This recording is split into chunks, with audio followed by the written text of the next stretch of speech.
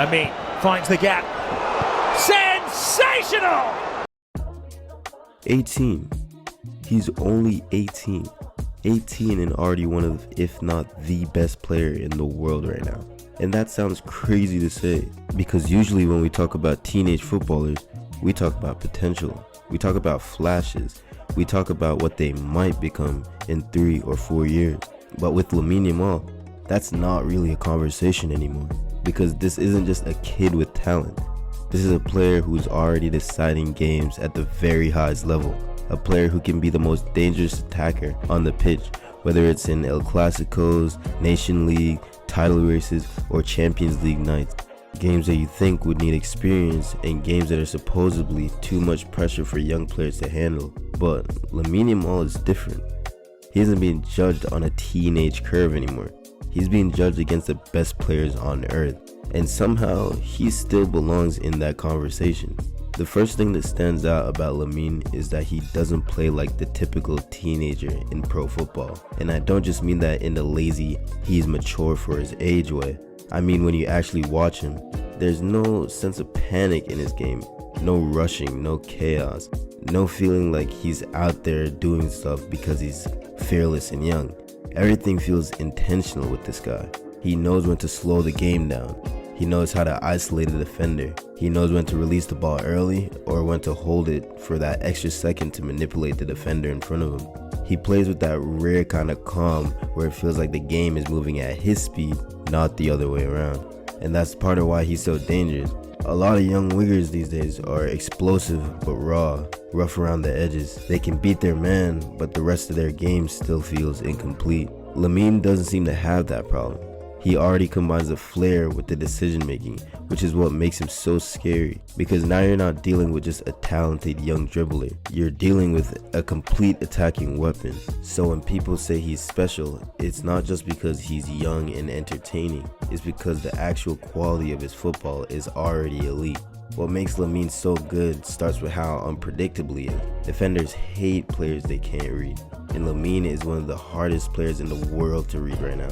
He's got that tight control and bar retention, and the way he uses his body to trick you into going one way then the next. The tempo changes, how he can slow you down then speed up. He basically has defenders dancing with him. If he's not trying to beat you, he'll just pass around you. The guy's left foot has the GPS, line breakers, crosses, and his trademark Trivelas. There's no pass he can't find, no matter what angle he's at or how many defenders he's got around him. I'm talking about perfect weight, perfect timing, passes that feel like gifts to whoever's finishing the chance. And that's what pushes him into elite territory, because there are players who look beautiful on the ball but don't actually hurt teams enough. Lamine hurts teams. He creates chances, he produces moments, he scores, he assists. And even when the numbers don't tell the full story, the eye test definitely does. He's the player defenders are worried about, the player fans want to receive the ball, the player who makes a game feel alive. That's star boy quality. And it would be one thing if Lamine was just shining in low pressure moments, but that's not what's happening. He's doing this in the biggest games in football. Matter of fact, I think he lives for those games. You watch him in the El Clasicos, and he doesn't look intimidated at all by the occasion. He looks like he belongs there. In these games, there are times when he looks like the player everything is revolving around the whole game. That's insane for his age. And in the Champions League, it's the same story. Those are the nights where reputation is really built. This is a stage where you get to actually compete against the world's best clubs and best players. This is where people stop caring about age and start caring about whether you can actually decide games at the highest level. And Lamine already looks like someone built for that environment. Because when you start dominating top level games as a teenager, the conversation changed from future superstar to superstar already. And that's why some people are going as far as saying he might already be the best player in the world. Whether you fully agree with that or not, the fact that the argument exists tells you everything. At 18, he's not being compared to other teenagers anymore.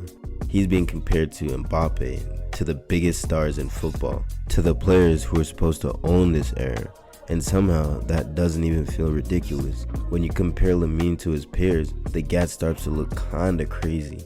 You look at the rest of the talents around and compare them to him, and very quickly you realize he's one of one. He's completely separated from the pack. There are a lot of elite young players in football right now, players with high ceilings, players with real hype.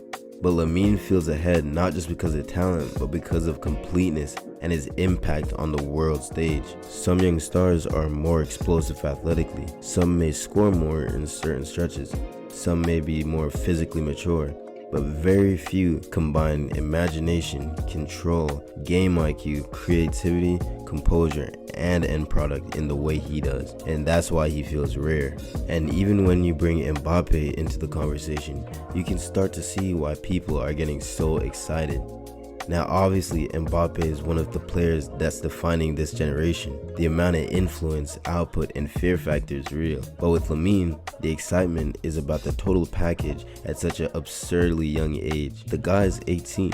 The technique, the craft he has, the rhythm, the chance creation, the personality on the ball, it all feels outrageously advanced. He may not be the same kind of player as Mbappe, but in terms of pure footballing genius, at this age, Lamine belongs in that conversation. And that's what makes him so fascinating. He's not just another elite youngster. He feels like a player who could define the next era in his own way. And honestly, if we're speaking purely about teenage impact, there's an argument that Lamine is already miles better than Messi was at the same age. Messi was still breaking into that Barcelona team at Lamine's age, while Lamine is the face of Barca at 18, and his path only seems to be going up and up. That doesn't mean he's gonna have a better career than Messi, let's be serious. That's the greatest player to ever touch a football. But in terms of how much responsibility he already has, how central he already looks, and how often he already produces in major games, Lamine has done things that forces that conversation to happen, and that alone is absurd. He's also carrying something symbolic that makes his rise even bigger.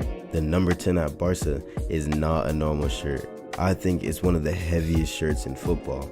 After everything that happened with Ansu Fati, his rise as the new wonder kid, the hype he had, then the injuries, then the collapse of that dream, there's a real sense that the shirt had almost become cursed, like nobody was going to carry it properly again for a while. And when the previous player to wear that shirt was Messi, it would be kinda hard to say the least. And now Lamine walks into that space and suddenly the shirt feels alive again. He put the shirt on and only got better, more influential, more impactful. He revived the shirt and is now making a new standard for it. And maybe one of the craziest parts of this story is how fast it happened. Yes, I'm sure people inside the system may have known how talented he was. Yes, the biggest prospects are always watched. And even then, there's a difference between this kid is special and this kid is going to become one of the faces of world football before he's fully grown. Very few people saw this coming this quickly. From a 15-year-old that most casual fans knew nothing about, to one of the biggest attractions in world football, to a player already being used in best in the world conversations. That kind of rise is not normal. Football doesn't usually move like that. Usually there are stages. First the flashes, then the breakout, then the consistency, then the superstardom. With Lamine, it feels like multiple stages got skipped. And when that happens, you got to pay attention, because sometimes the game just gives you one of those players, the kind that bends timelines and force the world to adjust earlier than expected. This is what it feels like. Now the big question is, how far can this go? And honestly, the ceiling looks ridiculous. If he stays healthy, if Barca build properly around him, and if his development keeps moving the way he is, then yeah, league titles, Champions Leagues, international trophies, Ballon d'Or conversations, all of that is on the table. Not as fantasy, but as a very real possibility. For Spain, he already looks like someone who could define an era. Not just to be a part of a strong national team, but to become the face of it. The player every tournament starts revolving around. The player every defense has to plan for. At club level, it's the same. Barcelona has been searching for stability, identity, and a new face in this post-Messi era. And somehow, while the football world kept debating who would carry the next generation, Lamine has started to answer that question himself. And the Ballon d'Or? Yeah, I think he can win it. And not just once either.